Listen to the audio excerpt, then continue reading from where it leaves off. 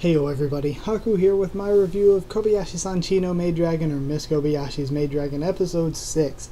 Now, man, after seeing this show, to me, is just such a freaking masterpiece. I love it so much. I said in my Hot Q&A this week that I actually recorded before this, but I'm not posting it until afterwards, that this show for me is probably going to be the first comedy or romance to make it into my top 10 favorite anime ever. Like, I'm loving it so much. Like, it is just beautiful with the character development, the comedy, the production quality is so good. But I'll get into all that, and real quick beforehand, sorry if I'm losing my voice a little bit. I've had so much to record this week and still more to record afterward. So sorry if my voice is getting a little messy throughout the video. But either way, let's start talking about this from the beginning. We have Huggle Cycle and Kanna So Cute. They may be my favorite pair right now. But apparently Saikawa has a maid too. At least, pretty sure that's her name. Saikawa, yeah. And it's funny when Kobayashi, Toru, and Kanna come over, and Saikawa calls Kobayashi Kanna's mom. Then we see Georgie, and Georgie has a really familiar voice to me. Is she the neighbor lady from before? It sounds like they almost have the same voice. And either way, Kobayashi freaking out about her and like being a real maid and everything. Very funny. And oh gosh. All of the scenes with Kanna and Saikawa in that room, I was just scribbling in giant letters on my notes as watching, "Must not LEWD LOLIS." And then they pulled out Twister, and I was like, no, just have Twister with question marks and exclamation points just written in giant letters on the notes. So yeah, I was like, "Must not LEWD LOLIS." And then they bring out Twister, and I'm like, no, why LEWD gods? And yes, it was too lewd. Huggle Cycle is me, my soul, she is my spirit animal. And then we cut over to Georgie's room, and Kobayashi and Georgie were very funny. And then again, cutting back to Kanna and Saikawa as they play video games, and they're playing Vegetable Racer. I was like, come on, please, must not LEWD LOLIS. And then just more of Saikawa being my soul, and there is some real odd romance vibes going on here that I am very much actually liking. I think that this provided good character development for both Kanna and Saikawa, because Kanna has just been the cute, lolly, sleepy dragon, but she actually did more. We actually got to see a bit more of her thinking about how she might not fit in with human kids or different things like that. So it was pretty interesting to see a bit into what Kanna is thinking to herself, and Saikawa as well, to see it's more, because we've seen her like just freaking out about how cute Kanna is, but we never really saw her mentality behind it until now. So I think being able to take that look into the characters here was actually really good.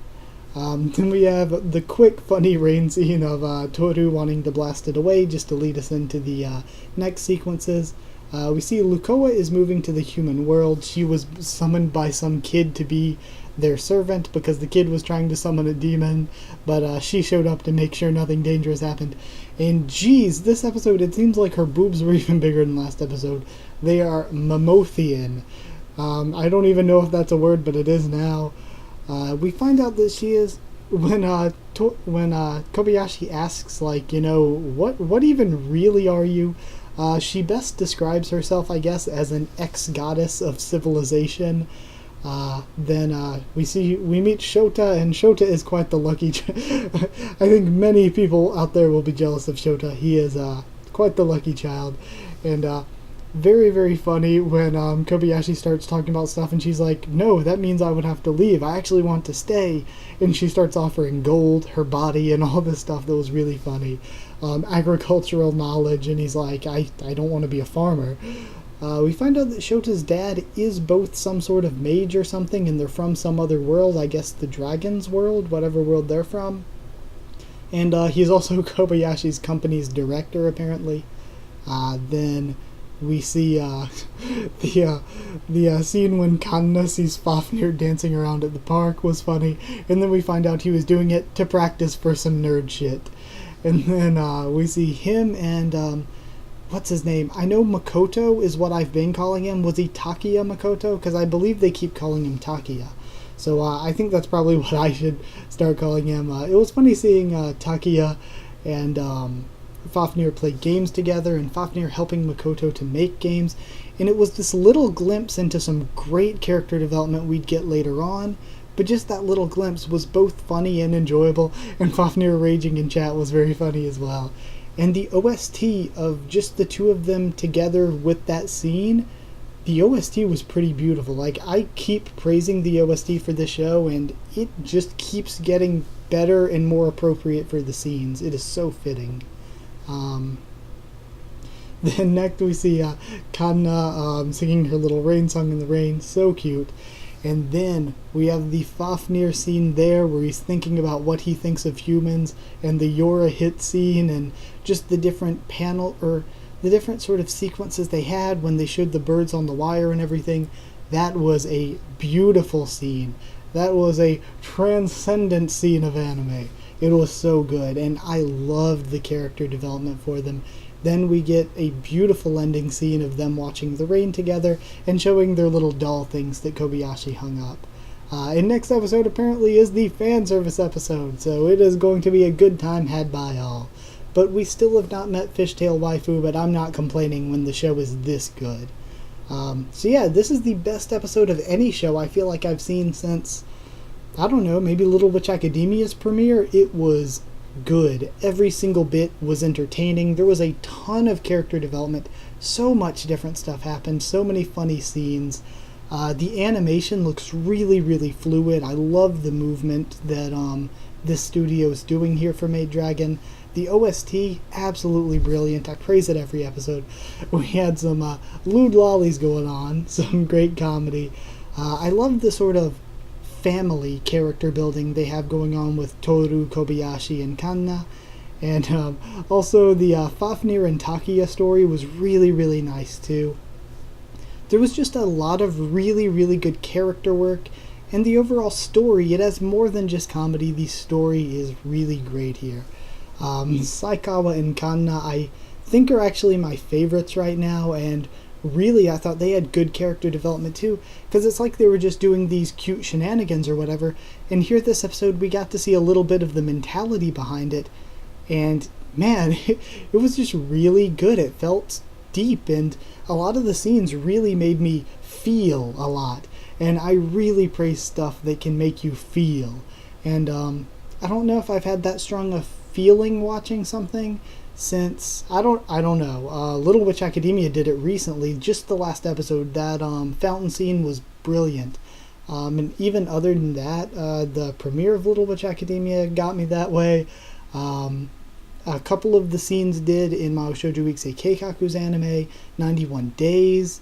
What was another really great one? Even in, what was it? What was the title? I can't even remember.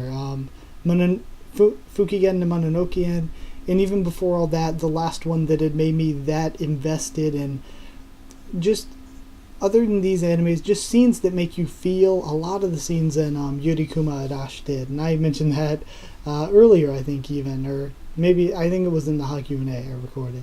But either way, for a score, this deserves more than a perfect score. This was just so fun to watch, and so strong character-wise. I'm giving it 11 lewd lolly twister games.